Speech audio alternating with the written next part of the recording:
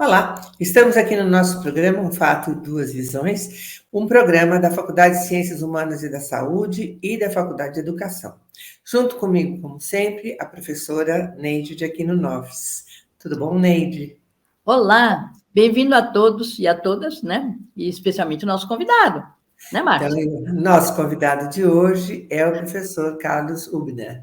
Professor Carlos, o senhor pertence ao Departamento de Saúde Coletiva da Faculdade de Ciências Médicas da Pontifícia Universidade Católica de São Paulo, correto? Isso. Então, hoje nós vamos falar de saúde mental, né? Saúde coletiva na perspectiva da saúde mental. Como anda a saúde mental do povo brasileiro, da sua perspectiva?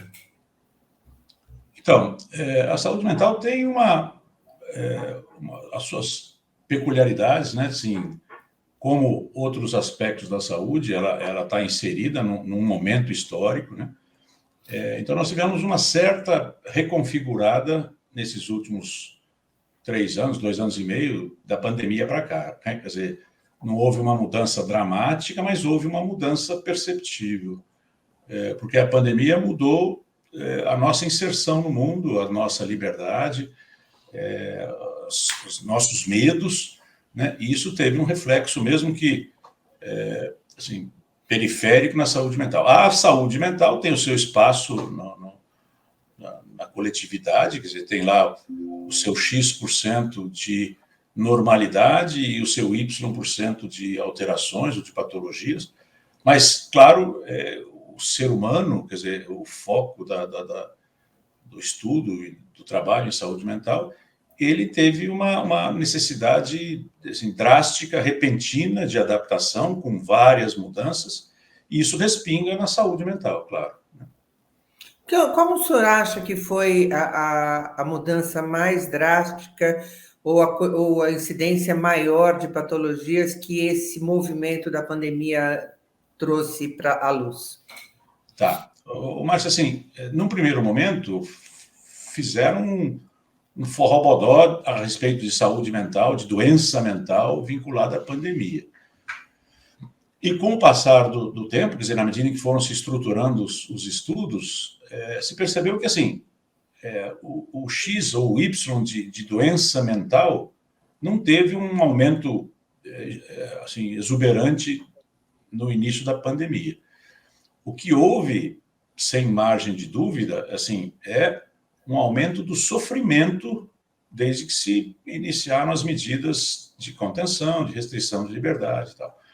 Então, assim, o mundo ficou mais sofrido, o mundo ficou mais ansioso, o mundo passou a ter mais tristeza pelas perdas, pela diminuição de capacidade financeira, pelas adaptações obrigatórias.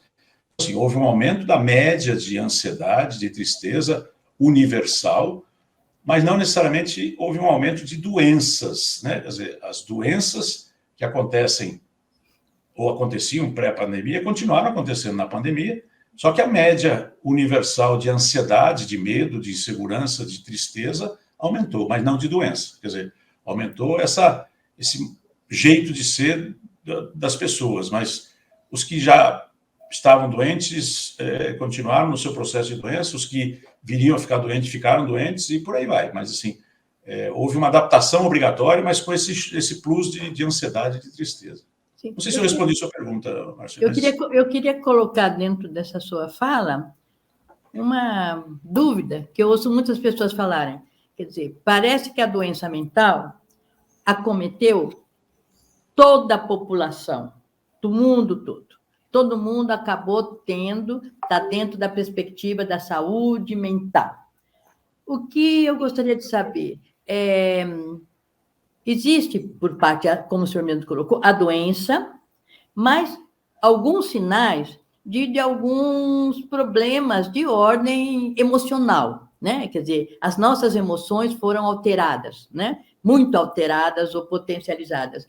Como o senhor vê se existe uma diferença entre essas doenças, que são casos que já vinham vindo, e algumas situações emocionais que, no fundo, são sintomas de doença, mas ainda não são doenças vou dar um patológicas. pitaco, porque eu acho que entendi do que você Como que a gente falou, pode Carlos. organizar? E assim, são expressões normais frente a uma situação ansiógena e preocupante, e de clausura, e não uma doença, e que as pessoas encaram como uma doença.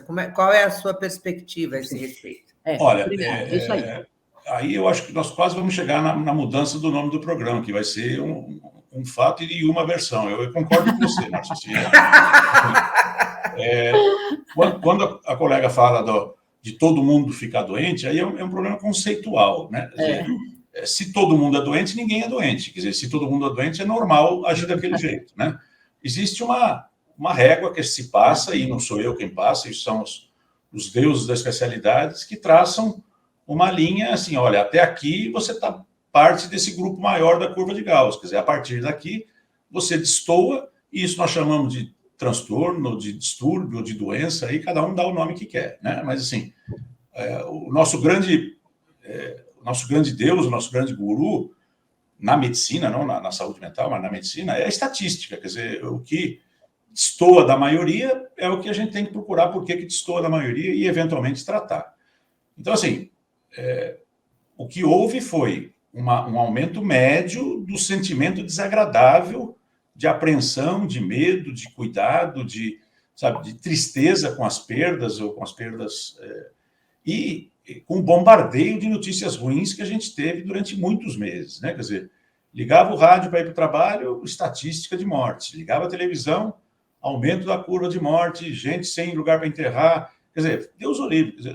A gente que já passou dos 25 anos, nós três aqui, a gente tem um hábito de acompanhar jornal, de escutar o rádio, e de repente eu me via assistindo o jornal na televisão, que eu assistia a vida inteira, e desligando, e passando por um programa de tontices, ou um programa... Quer dizer, eu não conseguia assistir o jornal porque era uma enxurrada de notícias ansiogênicas, de tristezas e tal. Então, houve um aumento médio constatado, quer dizer, registrado, de sofrimento, de sentimentos ruins, mas não de doença. Quer dizer, quando a gente fala nessa régua que separa o normal do patológico, as estatísticas mudaram muito pouco, quer dizer, não ficaram mais esquizofrênicos ou mais panicosos, ou teve mais casos de toque. Com o aumento da ansiedade, claro que as pessoas que tinham transtorno de ansiedade têm mais chance de ter recaída, né? Quer dizer, com a presença da tristeza, ou de fatos ruins, ou de medo, quem já tinha um pé na depressão pode ter tido uma recaída, mas não houve nenhum clique absurdo associado à pandemia.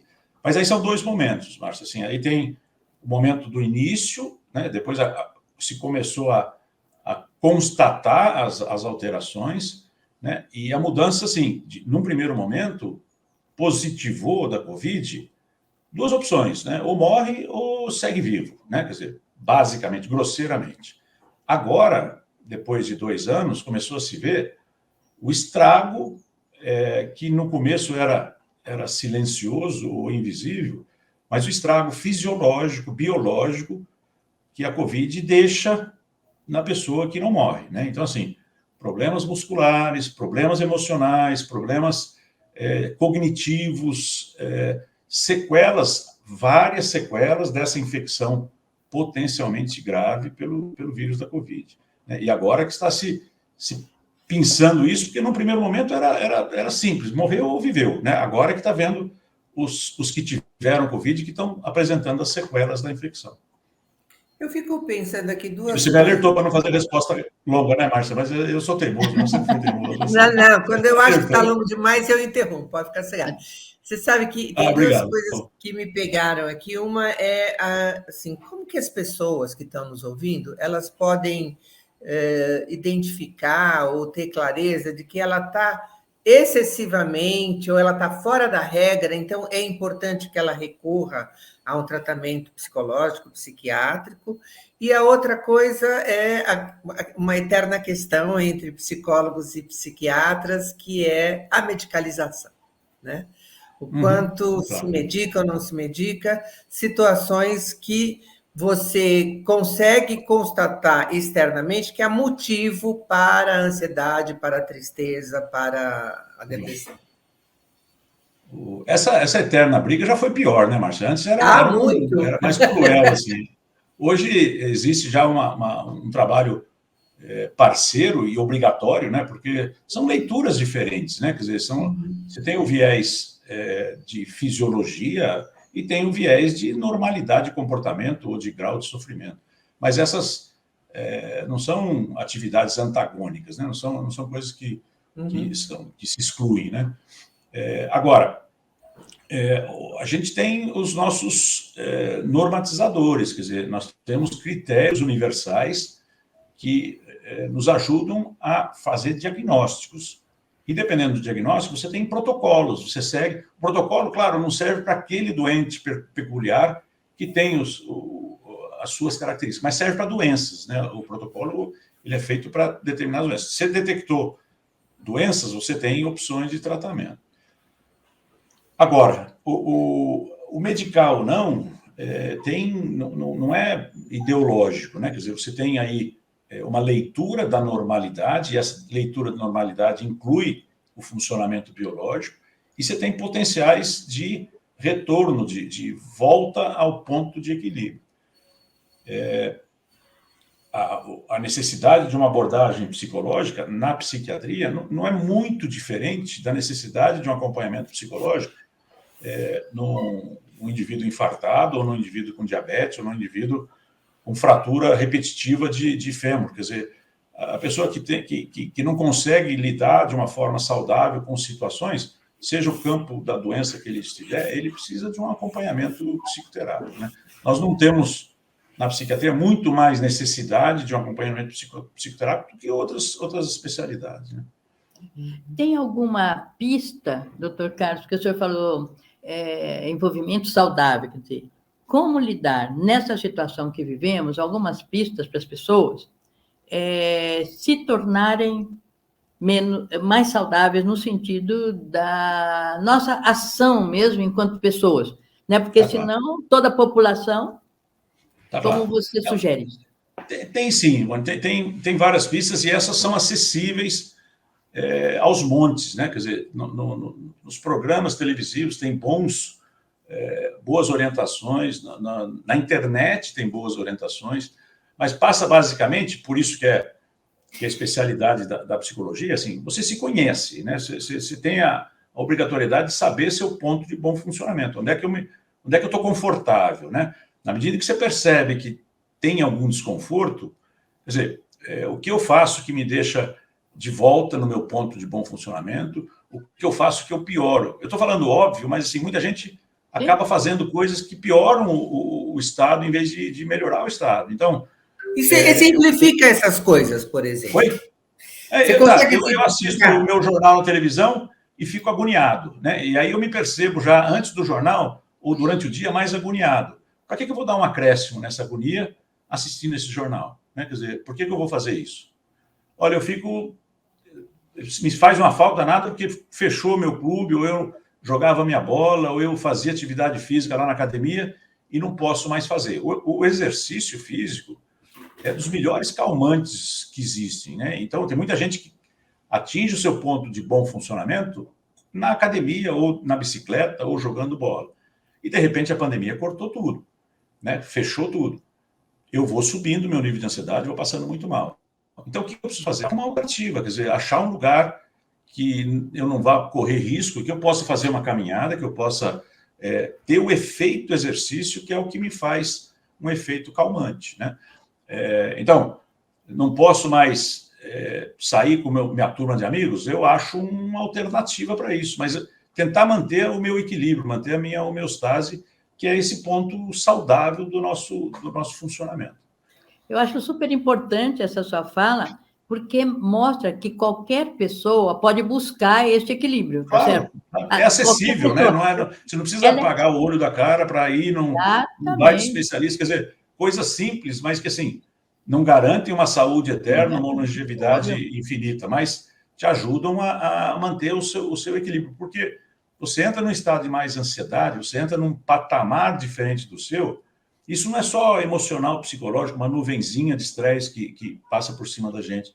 Isso Não. tem repercussão orgânica, você libera alguns hormônios, você funciona na parte cardíaca de forma diferente, na parte hepática de forma diferente. Então, você entrar nessa zona cinzenta, que é a zona do estresse, o estresse é um denominador comum para qualquer doença, não só para doença emocional, para qualquer doença, para um infarto, para um quadro tensional, um quadro muscular, um quadro de diabetes, tudo piora nessa fase de estresse. Então, é importante você se conhecer e ter essa capacidade de se perceber saindo da sua zona de conforto, para buscar a sua volta à zona de conforto. Na sua área médica, só mais na sua área, né, dentro do hospital, o senhor percebe que as pessoas estão procurando ajuda?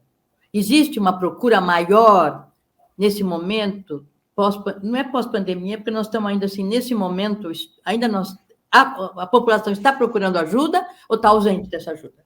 Como você está vendo no seu hospital? Está procurando bem mais do que procurava antes, né? Quer dizer, o preconceito com doença mental ainda existe, largamente espalhado na sociedade, mas diminuiu. Quer dizer, é menos vergonhoso você procurar ajuda de uma psicoterapia ou de um tratamento psiquiátrico do que era antigamente, né? Mas estão procurando, mas ainda existe uma demanda reprimida que prefere tratar no boteco, enchendo a cara, ou brigando com a esposa, ou chutando o cachorro, em vez de procurar uma ajuda, porque percebe que está perdendo equilíbrio, mas insiste, isso eu resolvo, o problema é meu, eu resolvo. E às vezes o problema é dele, mas é de uma patologia, e aí não é ele que resolve, ele precisa de tratamento.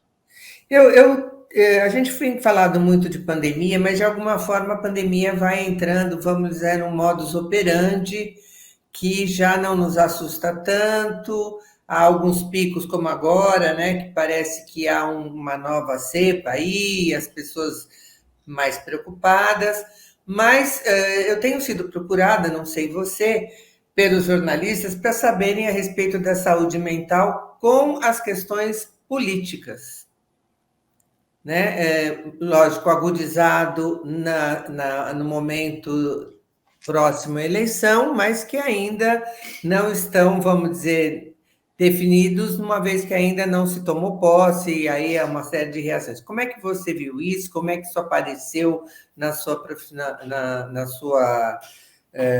no seu trabalho com saúde coletiva? O Barça, isso apareceu de forma clara e evidente, né? E foi num crescendo até o domingo fatídico da eleição, e depois teve o rebote do pós-eleição, né? Nós tivemos aqui na faculdade, isso não estou fazendo fofoca, não, mas assim, nós tivemos professores que se afastaram 2 dias depois da eleição porque estavam de luto, né? Quer dizer, não aceitaram o resultado direito e não foram trabalhar, fecharam o expediente. Agora, se for fazer isso a cada eleição, né? Quer dizer, o meu vereador, o meu deputado, o meu senador, ganha ou perde, mas isso é parte da convivência democrática, né?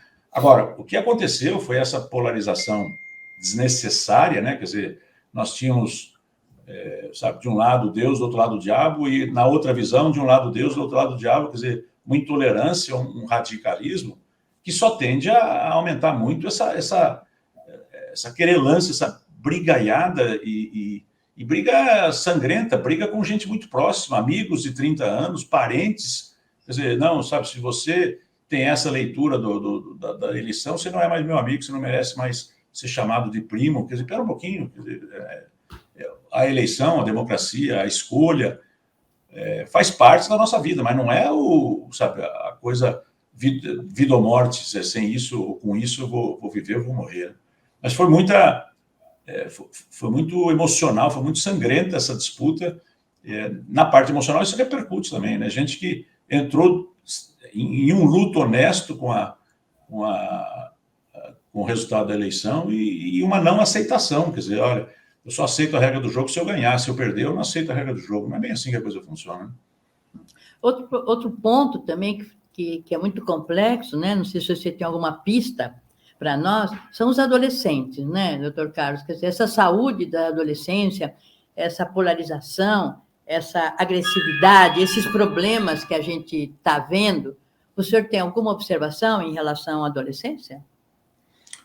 Olha, Se eu tivesse uma solução, vocês me desculpem, mas eu estaria em Oslo, lá recebendo o Prêmio Nobel da Medicina e fazendo à distância esse nosso programa. Assim. A adolescência é essa fase de mudança, né? E a mudança, que é obrigatória, nem sempre é pacífica, né? Então, assim, o achar o meu jeito de ser no mundo, a minha inserção na minha família, o meu jeito de lidar com meu pai e com a minha mãe agora que eu não sou mais criança, né? Isso pode ser não complicado e pode ser complicado também, né? E aí é uma fase em que tem alguns complicadores importantes, que o desenvolvimento da relação interpessoal e o acesso a substâncias que são potencialmente perigosas, não necessariamente perigosas, mas potencialmente perigosas. Então, as festas, as baladas, as substâncias podem fazer um caldo de cultura aí que pode complicar essa passagem da infância para a adultícia, né? Podem complicar. Uma outra pergunta que eu queria te fazer era a respeito de como é que você tem visto a situação nas políticas públicas em relação à saúde mental? Uhum. Nós estamos hoje muito mais bem equipados em termos de política pública do que já estivemos no passado. No passado, a gente tinha esse modelo que era chamado de centrado no hospital, né, o hospitalocêntrico. Então, teve qualquer problema, encheu a cara, desmaiou no bar, vai para o hospital, fica 30 dias, 60 dias internado, desnecessariamente, né? Quer dizer, mas o modelo era esse, está na rua ou está no hospital.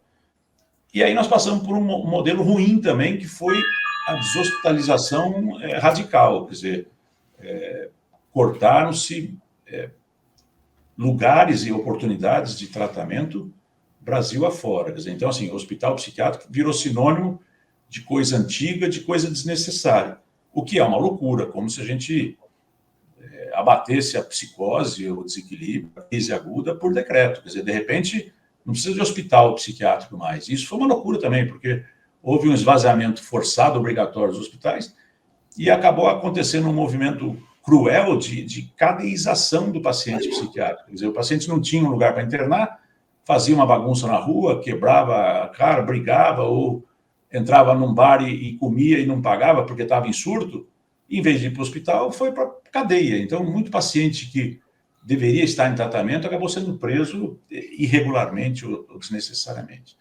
Então, assim, nós ainda não estamos num ponto de equilíbrio em que nós poderíamos viver com 10% dos leitos psiquiátricos que existiam 40 anos atrás, mas com uma rede de apoio extra-hospital. Então, houve uma substituição inicial, quer dizer, que fechou o hospital e abriu um monte de CAPs, e depois, na surdina, foi fechando CAPs, os CAPs foram ficando disfuncionais, quer dizer, superlotados, sem um serviço de excelência. Então, o que era para substituir o hospital já não existe mais, e aí ficou um caos, porque as pessoas... nós três estamos conversando aqui, tá bom, ótimo, o mundo segue.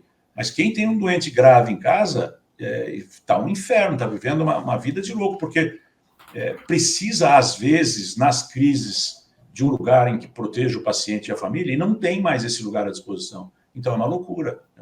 Nós saímos de um modelo em que se internava qualquer pessoa que passasse na frente do hospital psiquiátrico para um modelo em que precisa de um mínimo de leitos, a sociedade precisa de um mínimo, porque isso tudo é estatístico, é conhecida a quantidade de pessoas que precisa de internação naquele momento. E só que não tem. Então, os familiares são os pacientes, né, são os que mais apanharam nessa assistência psiquiátrica. Então, nós temos ainda alguns CAPs, que é dessa virada de um modelo para outro, só que são subdimensionados, tem muito menos profissionais e estruturas de atendimento de saúde mental do que seria necessário ou minimamente razoável. Ainda existe uma carência grande. E uma carência muito grande de lugares para crises agudas, crises suicidas, crises psicóticas, crises homicidas, quer dizer, esses precisam de um tempo de reequilíbrio e as famílias passam apertado porque não encontram lugar. Respondi o que você falou, Márcio, que você perguntou. Talvez explicar a sigla CAPS, para as pessoas. Ah, é verdade. O CAPS é um ambulatório, quer dizer, é um lugar de atendimento, atendimento psicossocial, né? Um centro de apoio psicossocial, de atendimento psicossocial, quer dizer, é um ambulatório de especialidade psiquiátrica. Bom, nosso tempo, agora a gente já tem 2 minutinhos e eu queria que você falasse sobre o que você tiver vontade, que te surgiu, que às vezes eu não faço a pergunta que você esperava e tal, ou aparece alguma ideia que você quer falar, então, o que você gostaria de dizer? O que a gente lida, na realidade, basicamente, com pessoas em sofrimento, né? A gente chama de doença ou crise, ou o que quer que seja, mas, assim, pessoas que têm algum tipo de sofrimento emocional, de desacerto, de não encaixe, e, eventualmente, isso que é o sofrimento tem um nome, tem uma maneira de funcionar e, eventualmente, tem ajuda terapêutica, com palavras, com conversas, com acompanhamento ou com remédios, né? Então, assim, existe ainda um preconceito grande com relação à psiquiatria que não é mais justificado. Quer dizer, você tem uma parcela mínima de medicações que podem causar dependência, e a enorme maioria não causa dependência. A pessoa acha que se começar a tomar um remédio, vai ficar dependente do remédio. Ou vai ficar com cara de quem toma remédio, babando, sonolento, dopado, como falam. E isso existe, isso é generalizado, né? Quer dizer, os remédios que realmente causam dependência, esses são uma praga, porque as pessoas sabem disso, mas não pagam para ter o sofrimento obrigatório para largar dessa dependência.